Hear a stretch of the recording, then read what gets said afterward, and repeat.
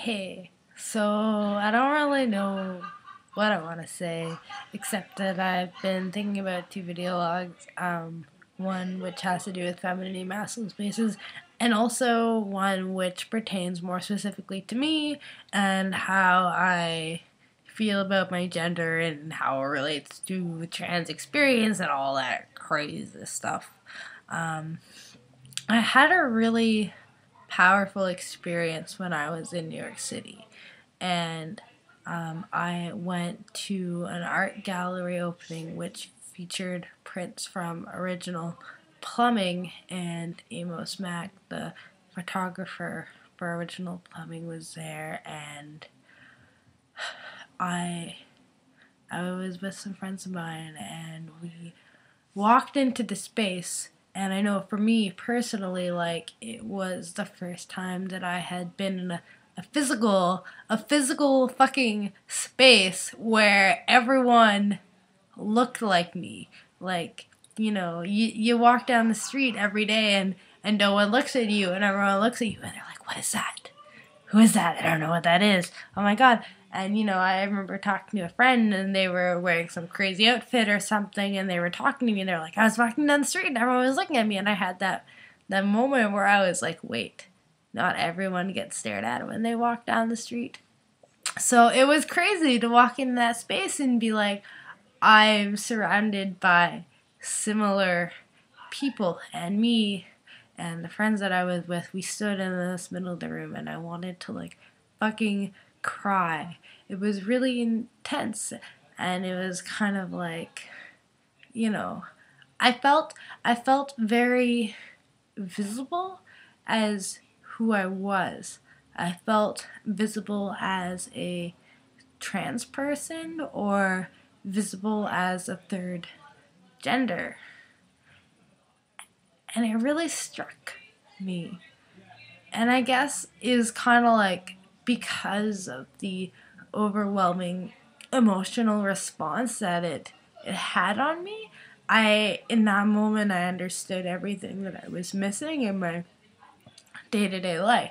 I I could understand that, I could understand that other people walk down the street or enter rooms or enter spaces in which they are surrounded by similar people, and I understood in that moment that I don't have this, and because of the huge response that I had, I understood just how much I was missing. So it made me think about privilege and the privilege of having binary identities, or the privilege of being a cisgendered person, which you get on when you ride on the bus or whatever, and it's not a big deal and doesn't have that huge of a response. So there was that. There was the privilege of having your gender being seen and being recognized, and also the privilege of being around people who are similarly gendered. That was the first. I didn't preface that, but it evoked two major chains of thought in me. The first was being around people who are similarly gendered. The second being that I really felt that I identified with that very strongly, which reaffirmed in me my understanding of myself as being a person who has a non-binary gender. And I really realized that I identify more with being trans than I do with being male. And it took me a very long time to get to this point.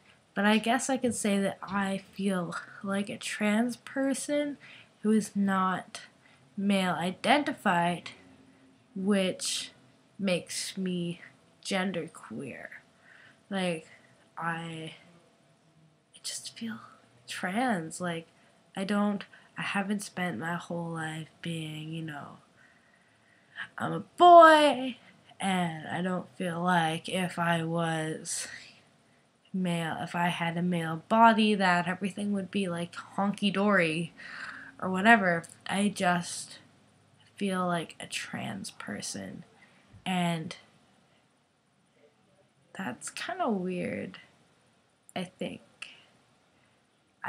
And that, I guess, makes me genderqueer, and that makes my gender non-binary, because I'm not female and I'm not a woman, but I'm also not a boy or a man, and I'm not male.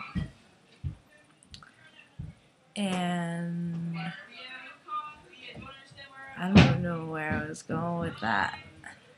But it was really great to be seen and to be read as that, and also being allowed the opportunity to exist in that context. And I really wish that I could go back to that spaces. I've also been talking a lot about like femininity and transmasculine spaces, and how we have to work so hard to be seen as male, etc., etc., etc. I'll probably put up another video about that. But it also makes it really hard in heteronormative spaces. Like, I'm hanging out with some other folks of mine, some other friends of mine, and like, I don't want to be a specialized person where it's like, I can only hang out with queer people. Like, I want to be friends with everyone, and I want to hang out with everyone. But I feel like a lot of that really rings true. Like, I feel like in order to be, like, I was talking about how, transmasculine folks or FMs have to work really hard in order to be seen as male. Like, not only do we have to be masculine, but we have to be as masculine or more as male-bodied people. And there's already a lot of pressure to be masculine or to embody certain types of masculinity by people who are already born male-bodied, but there's extra pressure on people who are trans because they have to live up to that and prove that they're male. And I feel like that within groups of friends of mine who are, for the most part, heterosexual. Like, I feel that, like, because I'm so feminine, or because I don't portray a very stereotypical version of masculinity, I'm not being read as male. I'm not being interacted with as male, which makes me feel dysphoric, or I feel like I have to butch it up, or, act like someone that I'm not, which also makes me feel dysphoric, but overall just makes me feel very invisible. And I don't know how to navigate these situations. And it makes me want to reclude into this little queer world that I have, where,